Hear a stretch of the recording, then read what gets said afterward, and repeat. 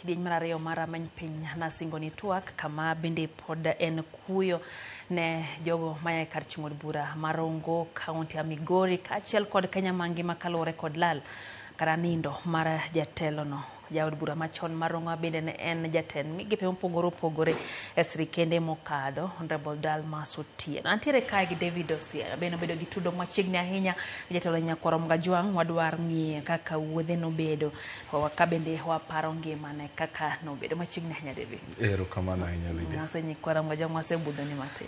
Erokamano Nyakwaro Mgajwang' amosou aimou ni Nyasaye ber ageno ni Nyasaye oritou kamoro amora ma untie. Wambendo rito wakato bedo ni wan gi kuyo malich miwaro kama to otimo nwa ng'wono kendo umowa. Ni wagone erokamano amor mar duogo rameny piny kati nende. Kato bedo ni biro na en biro mar kelo ywak makende kendo temo ng'iyo dak kendo kit ngima mar mosenindo Mikai Dalmas Otieno Anyango. Migosi Dalmas Otieno Anyango. Omiyo ago erokamano. Machiegni ahinya. Naneno e mbui pichni gi modhura ahinya gachiel gi familia mari. Seche mane to makamae uneno chali ne nitie gi tudruok ahinya machiegni kode. Nyiswa ni tipare kaka ng'ama chal nade. Dalmas Otieno Anyango an gi tudruok kode ma samoro wadendo ni maragaja mogajore. Nikech Dalmas Otieno Anyango en wuonwa e anyuola kendo mana machiegni. Omiyo ayuago wuora. In fact wadongo ka wan e odwa waluonge mana ni Uncle Dalmas. Mano thoth ji nok ong'eyo. Thoth ji ne ok ong'eyo. Koro ji ne wuora ni to David Mangat Raila malich ni to ere kaka obedo maket kendo machiegni gi Dalmas Otieno ma samoro bende pingore gi jakom matek. Nikech remo en mana kamano oseketowa waten wato kilokne dieng'ei kata obedo ni un gi gwenyruok mag parruok. To aparo Migosi Dalmas ka anyathi matin kapod akidoro. Nikech nolimowa ot. Ndalogo en minister en gima lich kobiro limo we ot. Minister Ochopo. Gi Mercedes maradhai mane lich ahinya. Ndalogo ema kungo nene mtoka mane gi katen. Ni ka minister osebedo chien kanyo kosegonwa oriti. To katen iloro ni chui. To bende kapod watindo ne wadhi lime dalane Kangeso gi babana. Omiyo wadongo ka waneno kit osiep manotimo. To ahinya gima ne mora ka koro napon kendo wang'a yepo anyalo ng'eyo rach kod ber kendo anyalo neno kendo nono tie weche. Naneno kit tich mane Dalmas Otieno Anyango ne tiyo. Kendo nachiko ita ka winjo kit wuoyone.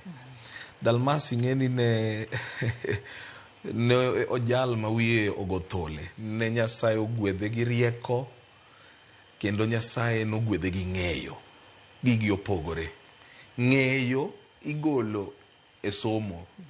Miyo ng'ato nyalo bedo gi PhD to ng'eyo to ok oriek. Rieko Nyasaye machiwo.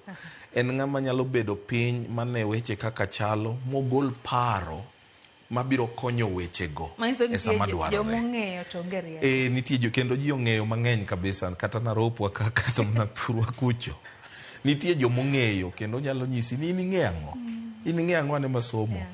Ng'eyo en mar obwongo ma rieko en mana ma e bukni isomo isomo kendo in gi PhD in gi degree modhuro to iseneno ng'ama nigi degree modhuro to gik ma ng'at ma ok osomo neno kendo nyalo loso to tame loso. Miyo Dalmas ne Nyasaye ogwedho gi ng'eyo kendo nogwedhe gi rieko.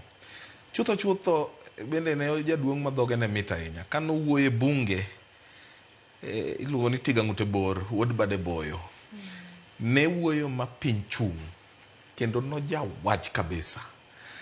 Kisungu nowinjo kaka ng'ama osomo Makerere adieri gi nyong'o. Apani ndalogi no ne sombgi no ne lich ahinya. But Dalmas bende was a very high achiever gi dho Kisungu. High achiever nyiso ni notimo gik madongo ahinya kendo mana kapod otin. kidhi chien kacha Dalmas Otieno Anyango ne en CEO mar insurance company moro ne nitie ni Aliko. Aliko eminyalo pim gi gik ma koro ti iluongo mopogore UAP Old Mutual Jubilee ginegi ndalogo koja higa 29 kende kendo notiyo mariek. Dalmas Otieno Anyango ema nokuongo yawo bengi Thurka Kenya waka mamare owuon iluongo ni Dhabiti Finance. Matinde ka wawinjo kembni bengi madongo dongo mobiro ma nyinggi opogore gi ka ji penjore ni joluo ere dakuyawe adita umoro kar keno agulu munyalo kene, mano Dalmas ne nigi rieko no chon mano yawo motiyo ndalo malach. To nikech siasa en gima lokore, mano nonimo, ok nikech ne okobedo gi rieko mane nyalo rese, to nikech kit siasa.